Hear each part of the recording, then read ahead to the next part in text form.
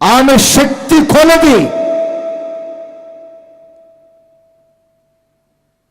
ఆమెకు కలిగినది దేవునికి అర్పించడమే ఒక మంచి కార్యం.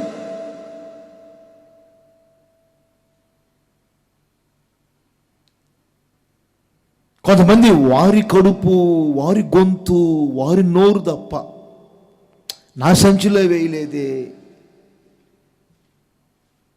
అది వారి పెట్టేవరమే వీరి పెట్టేమే అనే ఆలోచన తప్ప యేసుకి ఇవ్వాల్సిన ప్రాధాన్యత యేసుకి ఇవ్వరు. నాకు తెలిసిన ఒక సహోదరుడు ఉన్నాడు. ఒక 100 రూపాయల కాగితం కొత్తది కనపడిందంటే దాన్ని తీసి పక్కన పెడతాడు. నెలలో ఒక్కసారి కానీ ఒక 500 రూపాయల కాగితం కొత్తగా పెట్టలాడిందంటే దాన్ని పక్కన పెడతాడు. 2000 నోటు వచ్చిందంటే ఏమండి దాన్ని ప్రక్కన పెడతాడు.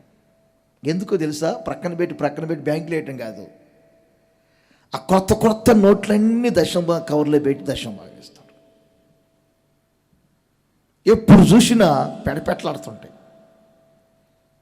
నాకు ఆశ్చర్యంగా ఉంటుంది. ఆయన చెప్పారు ఒకరోజు, కొత్త నోటు వచ్చిందంటే అన్నయ్య పక్కన పెడతాను. చూసారండి, ఆయనకున్న మనసు అది. దేవునికి ప్రాధాన్యత, దైవ సేవకులకు ప్రాధాన్యత, సంఘానికి ప్రాధాన్యత. ఇది ఫ్రెష్గా ఫిష్ కనపడిందంటే, చేపలు కనపడి అంటే కొంటున్నాడంటే, బతికున్న చేప కనపడితే చాలు. ఆయన మనసు చెప్తున్నా, ఆయన మనసు, ఇతరుల సంగతి నాకెందుకు. ఆయన మనసు బ్రతికున్న చేప పెట్టలాడుతుందని కొట్టుకో, వెంటనే ఆయనకు మందిరం గుర్తొచ్చింది. వెంటనే ఇచ్చొద్దాం మందిరానికి. మార్కెట్కి వెళ్తే ఏదైనా ఏమంటే కలకలాడుతారు, తోటకూర చెప్పండి రా, చుక్కకూర ఏదైనా కలకలాడుతుందంటే ఒక కట్ట గుద్దుకోండి, మందిరం గుర్తొచ్చింది ఆయనకి. ఆయనకు మనసంతా చెప్పండి మందిరమే. చుక్కకూర కనపడితే మందిరం గుర్తొచ్చింది, బతుకున్న చేపలు కనపడితే మందిరం గుర్తొచ్చింది. బట్టల షాప్కి వెళ్తే ఏదైనా మంచి బెడ్షీట్ కనపడితే మందిరం గుర్తొచ్చింది. కొంతమంది ఉన్నారు, అవన్నీ ఏం కాదు, ఒక గౌను కనపడితే అమ్మాయి గుర్తొచ్చింది,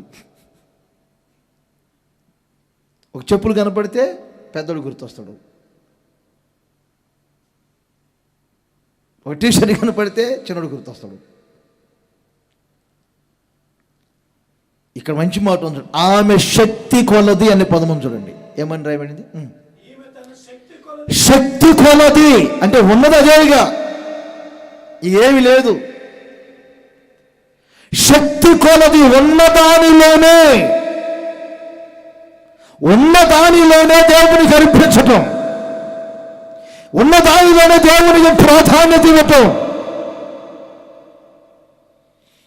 నాకు ఎవరు సర్వం కాదు, నా దేవుడే సర్వం. నా దేవునికి నేను సర్వాన్ని అప్పగించుకున్నాను. నాకు కలిగిన సమస్తాన్ని నా దేవునికి అర్పిస్తున్నాను. ఇదే ఒక మంచి కార్యం.